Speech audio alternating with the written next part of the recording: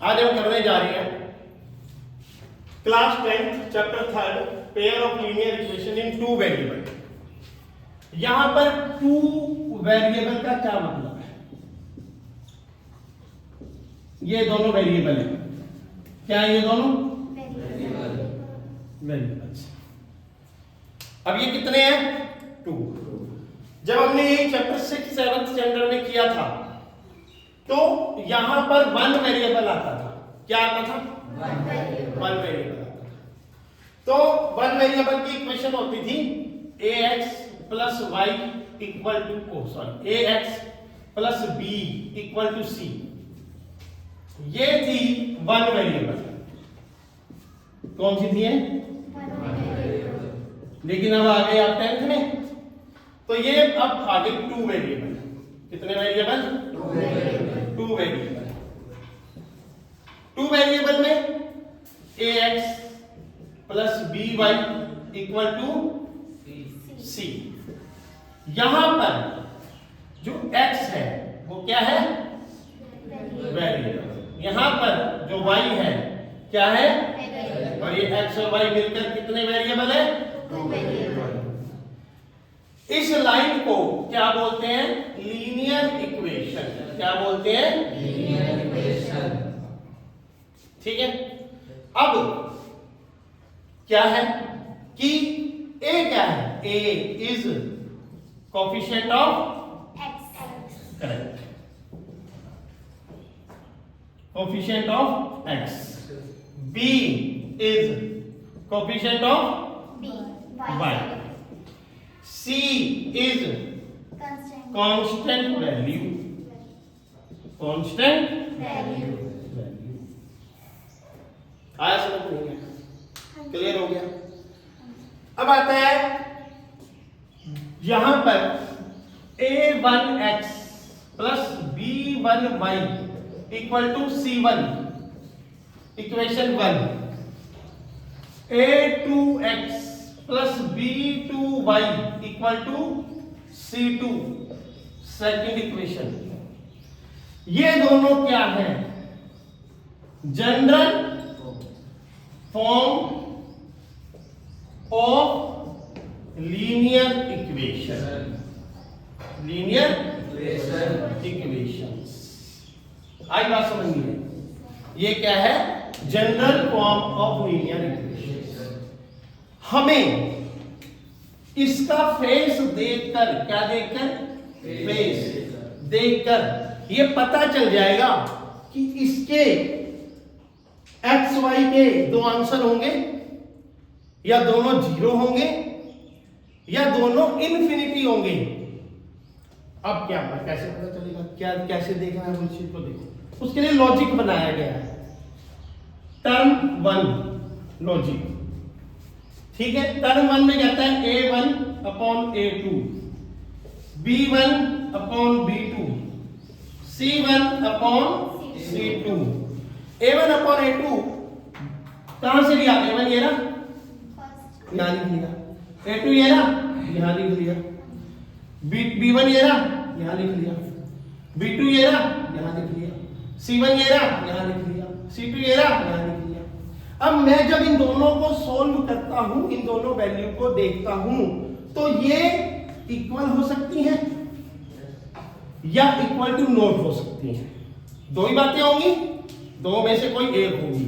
या तो दोनों, ये 1/2 ये 2/4, तो 1/2 हो गई ना। अगर ये 2/4 ये 3/6 तो 1/2 हो गई फिर। तो मींस ये इक्वल है। क्लियर हो गया? तो बट ये 1/2 ये 3/2 तो इक्वल नहीं है। और यहां पर ये इक्वल हो सकती है या इक्वल टू नॉट भी हो सकती है। ठीक है, कुछ भी हो सकता है। तो ऐसी सिचुएशन में जब ये दोनों इक्वल नहीं है, जब ये दोनों x y की वैल्यूज यहां पर इक्वल नहीं हो रही, तो a it has a unique solution. It has a unique solution का मतलब है x की कोई ना कोई वैल्यू आएगी और y की कोई ना कोई वैल्यू आएगी। समझ गए? b intersecting lines. Intersecting lines का मतलब हुआ जब ग्राफ बनेगा ऐसे OX OY, तो एक लाइन ऐसे आएगी, एक लाइन ऐसे आएगी, बीच में एक इंटरसेक्टिंग पॉइंट आएगा। जो ये वैल्यूज होंगी वो दोनों इक्वेशन की सेम होंगी। ये जो दो वैल्यूज आएंगी इस इक्वेशन के लिए भी ये दो वैल्यूज वेरीफाई करेंगे, पुट करने पर C1 आ जाएगा, और ये दोनों वैल्यूज x y की इसमें पुट करने पर C2 आ जाएगा।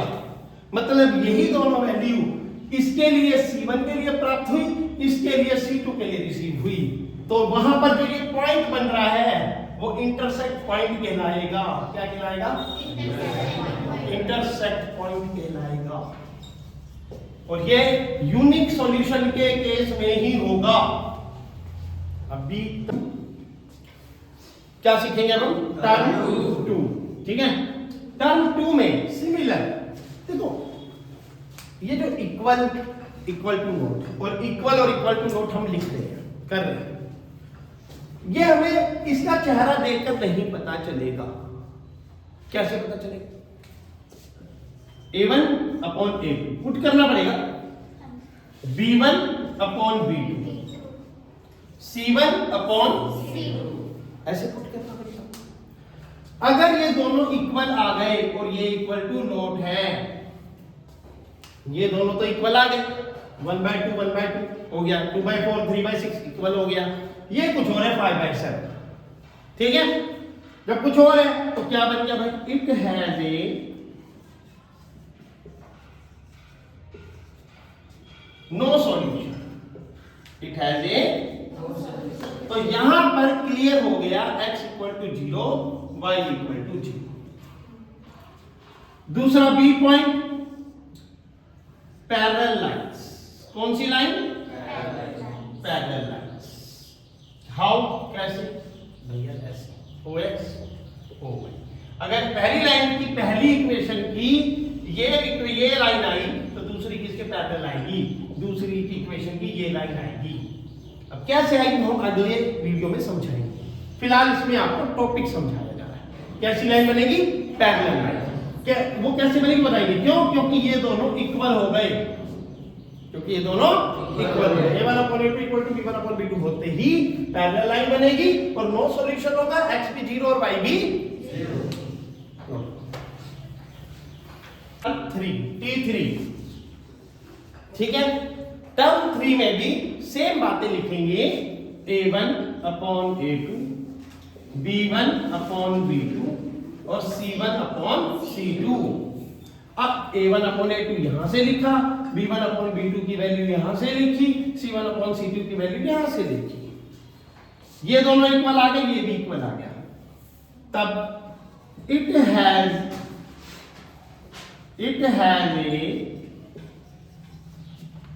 a infinitely many solution, infinitely many solution। इसका मतलब ये होता है put x equal to k then y equal to answer in also form of k। Then b coincidence line, coincident lines. अब कोइंसिडेंट लाइन क्या होती है भाई? OX OY। जब मैंने इसकी लाइन बनाई तो ये आई, और जब मैंने दूसरी इक्वेशन की लाइन बनाई तो इसी के ऊपर आ गई। क्या बन गई? Coincident line. ये तो कोइंसिडेंस हो गया कि जो लाइन कोइंसिडेंस लाइन, ठीक है। दोबारा लिख दिया, वो टी लगा दिया था, यहां सी लगा दिया। कोइंसिडेंस लाइन का मतलब होता है सेम जैसी लाइन पहली इक्वेशन की आई, सेम दूसरी लाइन भी उसी के ऊपर आ गई। ना इधर सरकी ना उधर सरकी, ना क्रॉस किया, सीधा सीधा उसी के ऊपर आ गई। क्यों? क्योंकि ये वैल्यू इसके जो इक्वल है ये भी बराबर है, और ये C1 C2 भी कांस्टेंट वैल्यू भी इक्वल है, इसलिए टर्म 3 डन।